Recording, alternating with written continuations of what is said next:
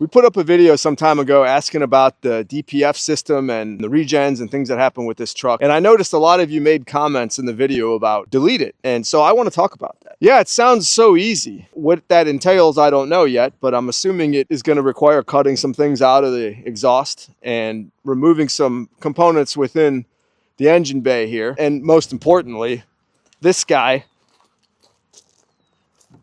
right here.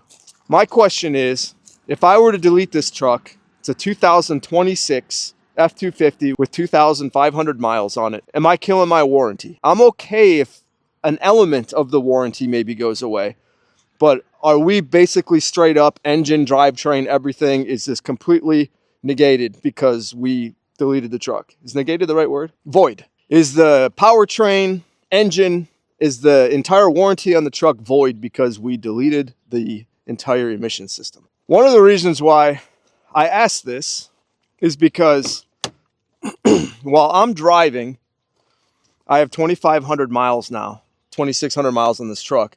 I've noticed myself go through 4, 5, maybe even 6 regens already. And I don't know if that's a normal thing. Does it regen every 500 miles, or how does it work? Or is it just a habit of how I'm driving? So when I drive this truck, I am going 40 minutes to work, 40 minutes back on a daily basis. It's our shop here. We're country roads. There's not a lot of stop and go.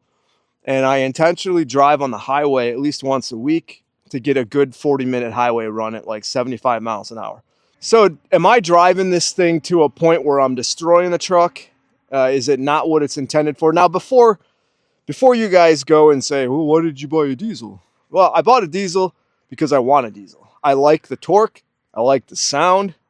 I definitely appreciate having 600 miles on a good day to my tank.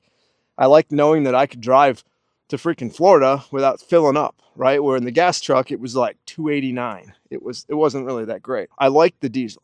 That's why I bought it, because I like it. Not because I tow, not because I'm pulling that excavator right there. It's because I like the diesel.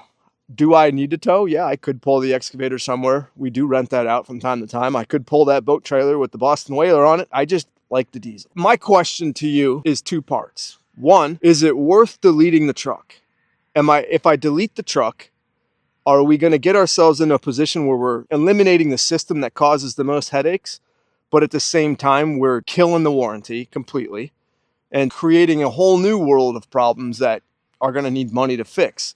Or does actually deleting the truck just eliminate the number one headache, and then that is it? We've got a pure, healthy, happy, breathing diesel that runs as it should. And then the last question I have is the setup that I currently have, running this thing as is with the entire emission system in it, regenning 5-6 times already at 2,500 miles. Is that normal? When you run your trucks, how often do you regen? How fast does that fill up? Because within 100 miles of doing a regen on this truck, I will beat a 50% on my DPF filter already.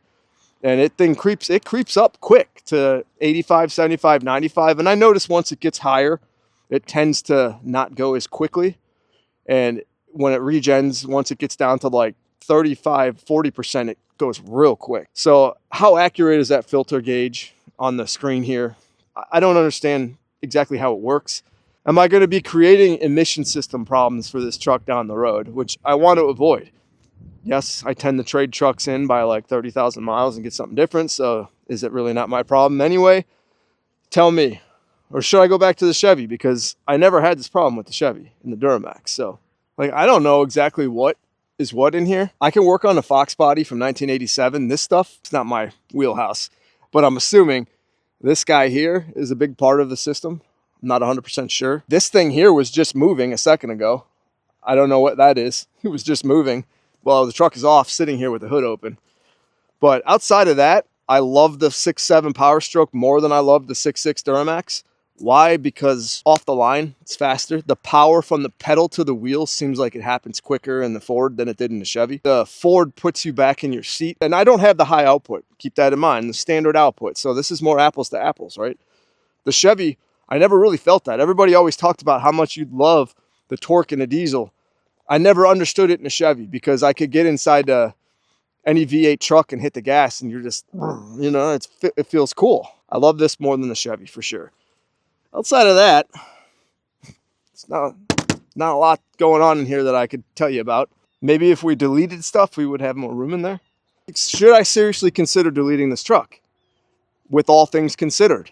Brand new, under warranty, 2,500 miles. Or am I just going to create more problems for myself down the road? Also, is it illegal to delete your truck? I don't know. You tell me. I'm not up to speed on all this. I do know that there are highly sought after pre-emissions years. I think it's like the 07, 73 and like the Duramax from pre-07, 08, something like that for Chevy and Dodge as well. I know a friend of mine has a deleted Dodge and it sounds phenomenal. And it just sounds like it's breathing better. It sounds not restricted. And so doing that to this truck, am I breaking the law? Am I killing my warranty? Am I going to cause myself more problems? Or do I just drive it as it is, and if it starts to show problems, just trade it in and get another one? So listen, we're trying to build ourselves a little YouTube channel, right? That I don't understand how it works. I just know that in order for us to do well, you got to like, subscribe, and comment, I guess. Something like that. So please go do that.